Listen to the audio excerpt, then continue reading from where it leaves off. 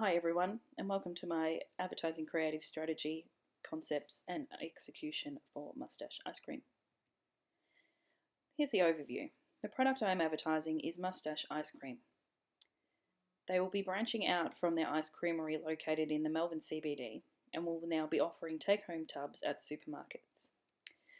They use in-trend ingredients such as superfoods like kale, avocado, blueberries, all that yummy stuff. Here's a slight overview of the target audience. They live in Melbourne. They are the main shopper of the household. They are aged between 20 and 40 of both genders. They care about the local economy, are easily persuaded by trends, and techno-savvy. Objectives. They are to create awareness for the new ice cream tubs to the end user. This will be done by online promotions and supermarket catalogues. To create interest within the local community, with 50% of Melburnians being aware of the product and the brand. To gain 25% of ice cream sales in supermarkets by 2017. The goal is to establish a good place in ice cream sales. And to remind the target audience of the brand's intentions, keeping up with advertising campaigns. Brand equity. Mustache Ice Cream likes to stay true to their brand. They only use locally sourced ingredients and only produce their ice cream in their ice creamery in Melbourne. The flavours of the ice cream include superfoods. They will persuade the buyer to give it a go over another brand. The target audience likes to try new things and keep up with current trends, playing on their emotions, either rational or unintentional. Create brand awareness, something that Mustache Ice Cream need to do for repeat business. The main focuses are the ingredients used and where they come from. This is what I need to represent in my advertisements. Sales promotion. The idea behind sales promotion is to persuade the viewer to try the product. This helps in my case as the target audience are interested in trying new things. They like to keep up to date with the latest trends. They like to be the person who says, "Hey, have you tried this new product?" rather than hearing it from their friends and family.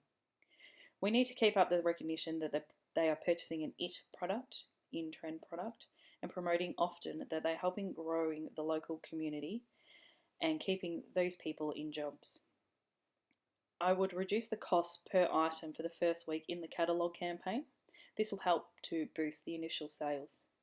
How successful the product is in terms of new sales at a higher recommended retail price in the first stages of the advertising campaign. Advertising. The message. The product is of great quality using great ingredients and is locally made. I've decided to use two forms of advertising to create repetition in the brand, these being social media, mainly Facebook, and supermarket catalogues. I would have different starting points for these forms of advertising. First, the social media to create awareness of the brand. Second, the supermarket catalogue a few weeks later. This will then help boost sales. And then third, a new advertising concept. I want to keep these ideas separate to refrain from overcrowding the adverts with a lot of information and using all the pulling power in one campaign, saying we're going to have the local in one and the superfoods in the next one. Here are my creative concepts. So week one, here we have the social media campaigns. What I wanted to do was use bright and bold colours with a white text. This here says, try our new take-home tubs made locally with local ingredients. So repeating the word local, but also having the name Melbourne in there helps these people to